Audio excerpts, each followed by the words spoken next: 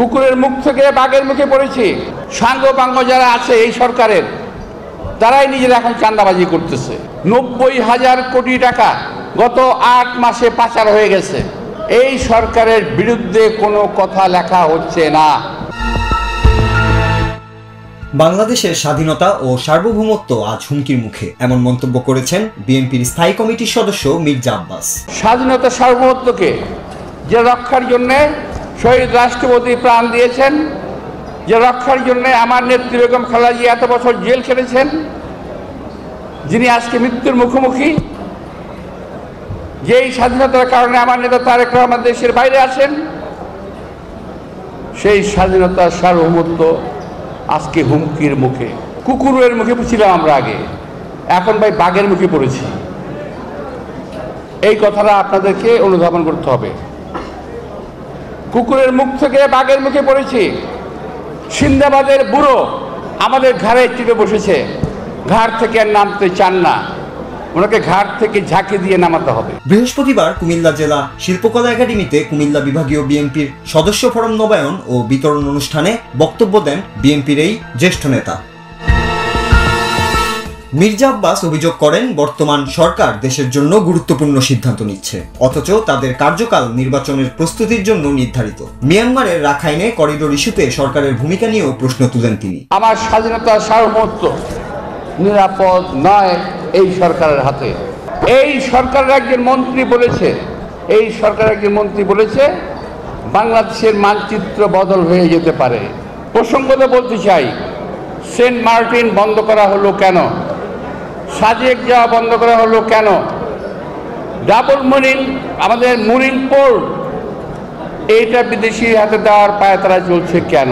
এই করিডোর দেওয়ার বেলায় সাবধান হন, দেশের মানুষের মতামতের দিকে খেয়াল রাখেন। নির্বাচিত সরকার ছাড়া এই সিদ্ধান্ত নেওয়ার মালিক আপনারা নন। এই দেশের স্বাধীনতা সার্বভৌমত্বের উপর হুমকি আসবে, যে করিডোর দিয়ে আমরা এই করিডোরের বিরুদ্ধে অবস্থান নেব ইনশাআল্লাহ। বিএনপির শত্রু এখন শুধু আওয়ামী লীগ নয়, বরং আরো অনেক দল ও গোষ্ঠী দলটির বিরোধিতা করছে, এমন অভিযোগ তুলে মির্জা আব্বাস বলেন, বিএনপি কাউকে শত্রু মনে করে না। বিএনপির শত্রু ছিল দেশে আগে আওয়ামী লীগ, একা বিএনপি শত্রু ছিল। এখন বিএনপি কিন্তু দেশে অনেক শত্রু হয়ে গেছে, অনেক শত্রু, অনেক দল আজকে বিএনপির শত্রু। বিএনপি কাউকে শত্রু ভাবে না। চাঁদাবাজি ও দুর্নীতি ইস্যুতে সরকারকে কঠোর ভাষায় আক্রমণ করে বিএনপির এই নেতা বলেন, বিএনপি চাঁদাবাজিকে প্রশ্রয় দেয় না, আর যারা লুটপাট করছে তারা সরকারের ছত্রছায়ায় রয়ে গেছে। ঐক্যবদ্ধভাবে কনসার্টেড ওয়েতে বিএনপির বিরুদ্ধে কথা বলা হচ্ছে, বিএনপির বিরুদ্ধে চাঁদাবাজি দখলবাজির অভিযোগ করা হচ্ছে। আমি বলতে চাই, বিএনপি কখনো চাঁদাবাজি দখলবাজির মধ্যে নাই। বিএনপি তো ক্ষমতায় নাই, এই সরকার ক্ষমতায় আছে।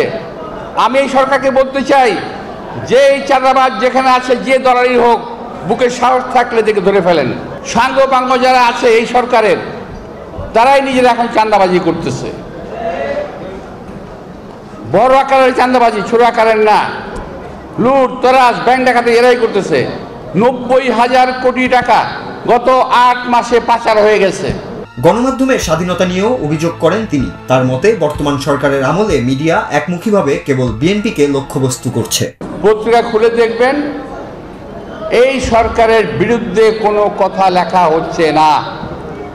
কোনো পত্রপত্রিকায়, ইলেকট্রনিক মিডিয়া, কোনো মিডিয়াতে সরকারের বিরুদ্ধে কোনো কথা নাই, সরকারের সমালোচনা নাই। মিডিয়ার আজকে স্বাধীনতা নাই। আওয়ামী লীগের সময় স্বাধীনতা ছিল না, আজকেও স্বাধীনতা নাই।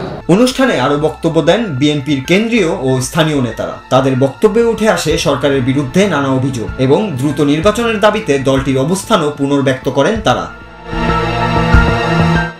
নূর Raju, Bangla TV news desk.